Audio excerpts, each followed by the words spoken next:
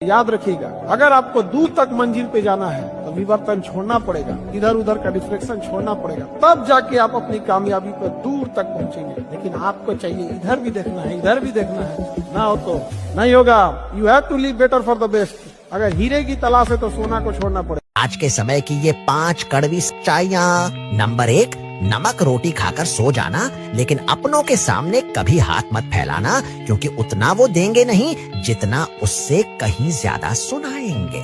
Number 2, कुछ लोगों को ऊंचाई पर पहुंचने की इतनी जल्दी होती है कि वे छोटे लोगों का हाथ पकड़ने के बजाय बड़े लोगों के पांव पकड़ना पसंद करते हैं। नंबर 3, आज के समय में लोग एक हाथ में मक्खन और दूसरे हाथ में चूना रखते हैं। जब जैसा मौका मिलता है वैसा लगाते चले जाते हैं। नंबर 4, सुख और उम्र की आपस में कभी नहीं बनती। इंसान कड़ी मेहनत के बाद जब सुख घर लाता है तो उम्र नाराज होकर चली जाती है। नंबर 5, कौन कहता है कि खुशियां बांटने से बढ़ती है? अब जमाना ऐसा है कि खुशियां बांट दो तो दुश्मन बढ़ जाते हैं। जानते हो कि क्यों अमीर लोग गरीबों से बात नहीं करते? इन 5 कारणों की वजह से। अमीर पहले काम करता है और फिर बातें करता है, लेकिन गरीब हमेशा बातें ही बनाता रहता है। दूसरा, अमीर व्यक्ति सिर्फ ऐसे लोगों से मिलता है जो उसको आगे बढ़ाते हैं। आप अपनी पूरी जिंदगी सिर्फ एवरेज लोगों के साथ में बिता देते हो। तीसरा, अमीर व्यक्ति हमेशा अपने लक्ष्य पर ध्यान देता है और गरीब दूसरों की बुराइयां करता रहता है। चौथा, अमीर व्यक्ति पैसे से पैसे बनाने के बारे में सोचता है और गरीब अपना समय इन्वेस्ट करके पैसे बनाता है। 5, अमीर व्यक्ति हमेशा चीजों के बारे में पहले से सोचता है, उनको प्लान करता है और उनका सॉल्यूशन ढूंढना स्टार्ट करता है, लेकिन गरीब व्यक्ति प्रॉब्लम आने पर ही एक्टिवेट होता है। दोस्तों, ये रील अपने खास दोस्त को जरूर भेजें। रावण, जिसका नाम सुनते ही हमारे जहन में बुराई का प्रतीक आता है। हर साल दशहरे पर जिसे हम आग के हवाले कर देते हैं। लेकिन रावण सिर्फ बुरा नहीं था, वो अपने समय का सबसे विलक्षण व्यक्ति था।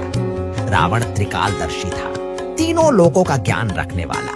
वो एक अद्वितीय विद्वान था जिसने वेद और उपनिषदों की गहराई को समझा। उसने शिव तांडव स्तोत्र जैसी रचना की जो आज भी हमारे मंदिरों में गूंजती है। वो एक अपराजेय योद्धा था जिसने स्वर्ग और पाताल तक को चुनौती दी। देवताओं तक ने उसकी वीरता को स्वीकार किया और राजा के रूप में उसकी लंका सोने की थी।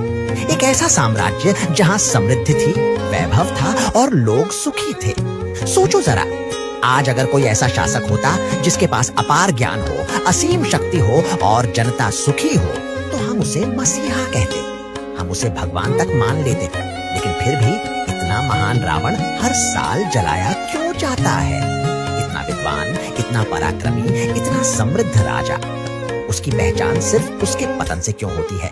डीप फूजी मानता है क्योंकि उसके पास सब कुछ था सिवाय संयम के। उसके पास ज्ञान था लेकिन विनम्रता नहीं। उसके पास शक्ति थी लेकिन मर्यादा नहीं। और जब इंसान अपनी ताकत को घमंड में बदल देता है तो वही ताकत उसका विनाश कर देती है। रावण का पतन भी उसके अहंकार से शुरू हुआ। उसने सोचा, मैं सबका मालिक हूं। उसने सोचा, मेरे सामने कोई टिक नहीं सकता। और इसी सोच ने उसे वो गलती करवाई जिसने उसकी सारी महानता पर मिट्टी डाल दी। अब सवाल ये है, क्या दशहरा सिर्फ रावण को जलाने का उत्सव है, या फिर ये वो दिन है जो हमें ये याद दिलाता है कि इंसान को उसकी 1000 उपलब्धियों से नहीं बल्कि उसकी एक गलती से याद रखा जाता है। राम को आज भी भगवान कहा जाता है क्योंकि उन्होंने आखिरी सांस तक मर्यादा निभाई। और रावण आज भी राक्षस कहलाता है क्योंकि उसने एक मर्यादा तोड़ी। दशहरा हमें ये नहीं सिखाता कि सिर्फ अपने भीतर की बुराई जलाओ, बल्कि ये याद दिलाता है कि जिंदगी भर की कमाई पर एक गलत फैसला भारी पड़ सकता है। आप सभी को विजयदशमी की हार्दिक शुभकामनाएं।